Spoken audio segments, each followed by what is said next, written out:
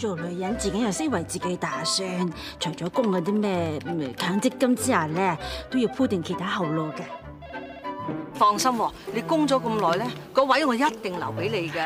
你知啊，我哋做咗3代姑婆屋，你睇我樣幾敦厚。我哋6朵金花，有阿仙加埋入嚟，我哋7朵金花。金花，7朵金花。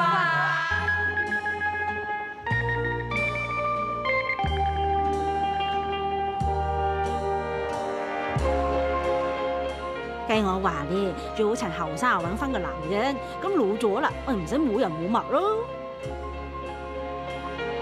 梅花點點入叢林，日影紅紅泛湖邊。仙子暖暖下凡去，共抱嬋娟歸日先。好詩，好好嘅詩啊！送俾你啊！多謝啊，毛教授啊，真係有才華。比起你啊，成套草嘅你更加唔使講啊！曉講又唔曉做嚇，唔通毛教授同我先至係天生一對？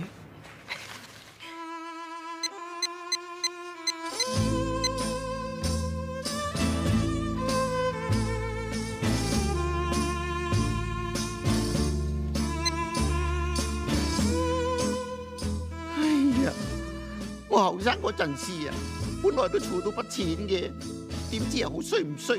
個樣啊靚，身材生得正喎，俾人呃晒啲好婆伴咯。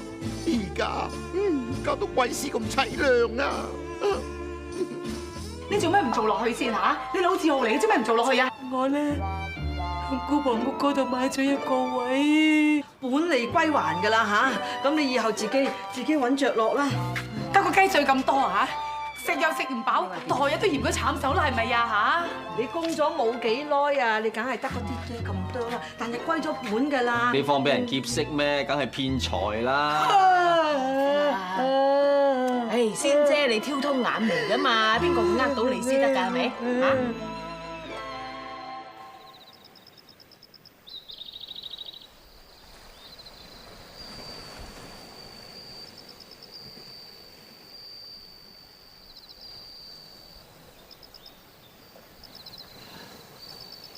俾人呃晒啲錢，本來咧就好凄涼嘅。